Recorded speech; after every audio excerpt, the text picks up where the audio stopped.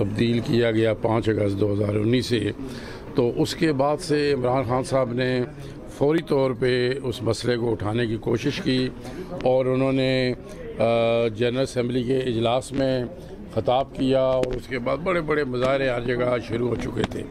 लेकिन फिर ये कुछ कोरोना की वजह हुई, फिर बरतानिया यूरोप से अलग हुआ ब्रेक्सिट की वजह से, फिर प्रेसिडेंट ट्रंप के ख़िलाफ़ इम्पीचमेंट की वो थी मूव, तो उस वजह से अब कुछ मसला कश्मीर पे जिस तरह तेज़गी के साथ हम बाहर काम कर रहे थे, कुछ थोड़ा सा उस पर कमी महसूस हो रही है।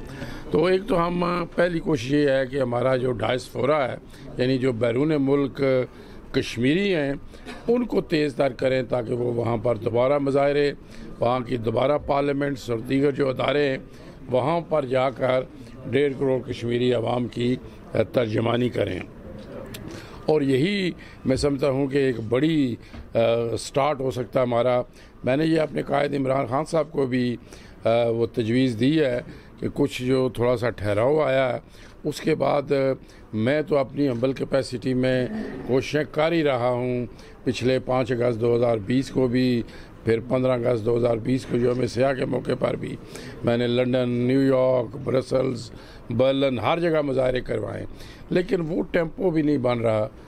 उसके लिए मैंने इमरान खान साहब को ये तजवीज़ दी है कि वो लंदन ट्रफलगर स्क्वायर है, हाइड पार्क कॉर्नर है, या यूरोप के किसी बड़ी जगह एलिफेंट टावर है, वहाँ पर वो ख़िताब करें। उसके बाद दोबारा जो दुनिया भर में कश्मीरी हैं वो मुतहरक हो जाएंगे। तो वो अगर हमारी हुकूमत हो तो हम बेहतर अंदाज में कर सकते हैं। मिर्ज़ा साहब, आपने मिलियन मार्च भी किए, बहुत काविशें की, लेकिन आप क्या समझते हैं कि उसके बावजूद हमारी लीडरशिप मजलूम कश्मीरियों के ऊपर होने वाले जुल्म को रुकवाने में कामयाब क्यों नहीं हो सके? देखिए जी, ये तो पिछले 73 ईयर से चला आ रहा है और वहाँ पे जुल्म और बर्बरियत हो रही है।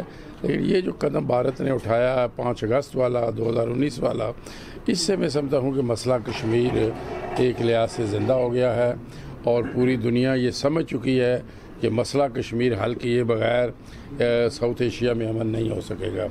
और भारत के लिए भी बड़ी मुश्किल पैदा हो गई है।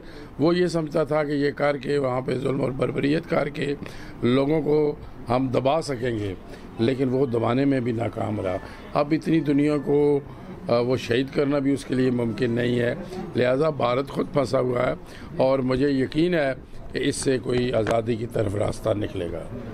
राजा सीफ सादिक राय न्यूज़ डिस्ट्रिक्ट रिपोर्टरों, रियासत के वज़ीर आज़म राजा फारूक हैदर खान साहब ने आपके ऊपर इल्ज़ामात लगाए हैं कि दादा विरासत इनकी काम थी तो अब इनकी ज़्यादा होगी, इसमें क्या सदाकत है?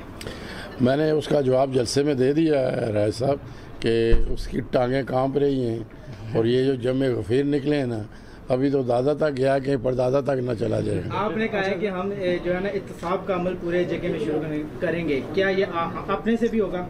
अपना पहले ये, बल्कि अच्छा हुआ आपने सवाल किया कि जब मैं वज़ीर आज़म था तो मैंने जो इत्तेफाक एक्ट बनाया था उस वक्त मैंने वज़ीर आज़म का नाम सबसे पहले रखा था, फिर वज़रा का रखा था। सिर्फ हमने एक नाम नहीं रखा था सदर आज़ाद कश्मीर का, क्योंकि गाज़ी मिल्लत सरदार मोहम्मद इब्राहिम ख़ान बड़े एक तो हमारे फाउंडर प्रेसिडेंट थे, फिर उनकी कोई साख भी ऐसी नहीं थी और मैंने ये कहा कि कोई वैसे ही फजूल किस्म की एप्लीकेशन उनके ख़िलाफ़ दे दे। तो मैंने तो उस वक्त भी वज़ीर आज़म को रखा था जब मैं बाख्तियार था। अब तो सबको रखेंगे और इंशाल्लाह मैंने कहा कि इनकी चीखें निकलेंगी। ये जो दादा तक जा रहे हैं ना, ये भी चीख ही होती है, तो इंशाल्लाह मज़ीद चीखें इनकी निकलेंगी। वैसे सर, एहतशाम उल हक नाम है मेरा, हम न्यूज़ का डिस्ट्रिक्ट रिपोर्टर हूँ यहाँ से। जैसे आपका पहले भी बयान आता रहा है कि इलेक्शन में आप लोटू को शामिल नहीं करेंगे और कल भी तकरीर की आपने, आज भी तकरीर की, और जिस तरह कल आपने कहा कि इमरान खान की हिदायत है कि आप जो है पार्टी के अंदर से ही जो लोगों को इलेक्शन में लाएंगे, तो क्या अगर सिकंदर हयात जैसे साथी आपके साथ शामिल हो जाते हैं तो उसके बाद भी आप पार्टी के अंदर से ही लोगों को शामिल करेंगे इलेक्शन में? नहीं, वो कैसे जाते हैं, आप करेंगे, मैं तो नहीं कह रहा। इस तरह की तहरीक बात ये है कि ये बड़ा वाज़िया मैं कह रहा हूँ, इसमें इफ्स एंड बट्स की बात ही नहीं है कि ये हो जाए या वो हो जाए या मफरूज़े की बात ही नहीं है। मेरी और इमरान खान साहब की मीटिंग हुई इलेक्शन की हिकमत अमली पे, उस पर हमने दो टोक ये फैसला किया है कि सिर्फ पार्टी के लोगों को ही टिकट दिए जाएं, कोई इताद नहीं, कोई बाहर से लोग नहीं।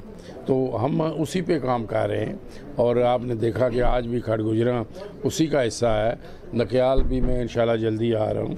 बाकी जगहों पर भी जहाँ जहाँ कोटली में था वहाँ वो मालिक नवाज साहब भी लोगों से कहते थे हमारा इत्तेहाद हो जाएगा, तो ये वो मैं आस्ता आस्ता, और मैं एक बार नहीं, मेरा ख्याल है कम से कम 100 दफ़ा से ज़्यादा कह चुका हूँ, फिर भी शायद आपको कोई यकीन नहीं आता।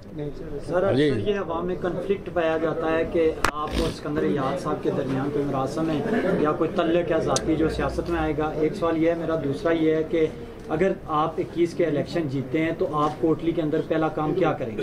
देखिए जी, पहली बात तो ये है कि हमारा कल्चर ये पाकिस्तान से ज़रा मुख्तलिफ है। ये छोटा इलाका है, हम एक दूसरे को मिलना पड़ता है, किसी गमी खुशी पर भी जाना पड़ता है। वो मेरा तमाम आज़ाद कश्मीर के सियासतदानों से रहा है। सरदार कुजुम साहब, मैं जब बाहर जाता था उन्हें मैं अपने साथ लेके जाता था, ताकि वो अरबी शरबी अच्छी बोल लेते थे। इस्लामी मुल्कों में भी जाना पड़ता था। तो कहने का मकसद ये है कि मैं बुनियादी तौर पे एक वज़ादार और रवादार सियासी कारकुन हूँ। मेरी सब सियासतदानों से, इवन फ़ारूक हैदर के साथ मेरे बड़े अच्छे तल्लुकात हैं। APC बुलाता है, मैं चला जाता हूँ।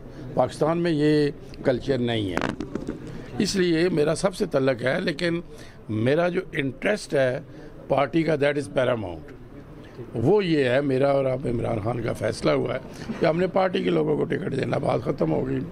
यहाँ तक कोटली के लिए आपने कहा, तो कोटली में बेशुमार मैंने जैसे गिने आज 4 तो कम अज़ कम बाईपास मैंने दिया था। इसी तरह इसी तरह मैंने रहमान ब्रिज बनवाया था। इसी तरह मैंने चिल्ड्रन पार्क बनवाया था। इसी तरह मैंने कम्युनिटी हॉल बनाया था वो न्यू सोसाइटी में, हाउसिंग सोसाइटी में। तो मैं समझता हूँ कि अब भी कोटली की जो सड़कें हैं उनको हमने, और मेन सड़कों को ख़ास कर, क्योंकि मेरी जो होता है वो बड़े प्रोजेक्ट्स की तरह बात होता है। और मैं वैसे ज़िमनन बात कर दूं कि आज़ाद कश्मीर हुकूमत एक लिहाज से बड़ी लकी थी कि इनको खुले फ़ंड मिले। एक तो पहले इनकी अपनी हुकूमत थी, फिर जब इमरान खान साहब आए तो उन्होंने 2019 में इनका डेवलपमेंट बजट डबल कर दिए, 11 था 24 अरब कर दिए। फिर कोरोना में हर जगह उन्होंने कट लगाई, आज़ाद कश्मीर में नहीं लगाई। ये सारी खुशकिस्मती के बावजूद भी आप मुझे फ़ारूक हैदर का एक भी बड़ा प्रोजेक्ट बता दें। जब मैं वज़ीर आज़म था, मैंने जागरान हाइड्रो प्रोजेक्ट लगाया, लीपा हाइड्रो प्रोजेक्ट। इनको पता ही नहीं था कि हाइड्रो प्रोजेक्ट होता क्या है, हालांकि वो हमें हमारी खुशहाली की बुनियाद बन सकता है। और वही उसके बाद कोई हाइड्रो प्रोजेक्ट जो है हुकूमती सतह पे नहीं लगा। मैंने जो जागरान वाला लगाया था उसका 10 अरब रुपया कौमी ख़जाने में आ चुका है। इसी तरह मैंने जब देखा कि पलंदरी और सदनूती के लोगों ने तहरीक आज़ादी में कश्मीर में बड़ा अहम किरदार अदा किया था, तो पलंदरी कैडेट कॉलेज मैंने बनाया। कोटली का मैंने बाईपास की बात कर रहा हूँ जी। और उसके बाद मैंने मीरपुर में सुई गैस दी थी। इसी तरह वो बिम्बर का वो बड़ा ब्रिज था जो जोड़ता था वो मैंने बनवाया। यानी हर जगह मैंने बड़े प्रोजेक्ट्स किए। और इसके बावजूद कि नवाज शरीफ ने समझें अपनी दोनों उंगलियां मेरे इधर रखी थी, फ़ंड देना तो है इधर किनार। आप को याद होगा कि हर रोज़ मेरे खिलाफ अदम एतमाद आ जाती थी, लेकिन इनके लिए कोई मुश्किल पेश नहीं आई। और मैंने वहाँ भी कहा था, आज फिर कह देता हूँ कि फ़ारूक हैदर के ख़िलाफ़ अदम एतमाद सिर्फ मैं ही रखवाई रखा, मेंबर उनके सब तैयार थे। वो इसलिए कि एक कंटिन्यूटी रहनी चाहिए सिस्टम की, और मुझे कोई जल्दी भी नहीं थी। मैं 39 उम्र का था तो मैं वज़ीर आज़म बन गया था। 20 साल पुरानी 25 साल पुरानी बात है। अब ठीक है, बनना चाहता हूँ कौम की खिदमत, लेकिन वो नहीं कि खामखाई बनना चाहता हूँ। इसलिए मैंने, इमरान खान साहब ने बल्कि मुझसे पूछा कि यार लोग कह रहे हैं मेंबर पूरे, मैंने कहा जी नहीं, अदम एतमाद हमने नहीं करना, हम इलेक्शन जीत के हुकूमत आपकी क़यादत में बनाई। सवाल शॉर्ट था, लंबा हो गया। सर एक इमरान खान साहब जब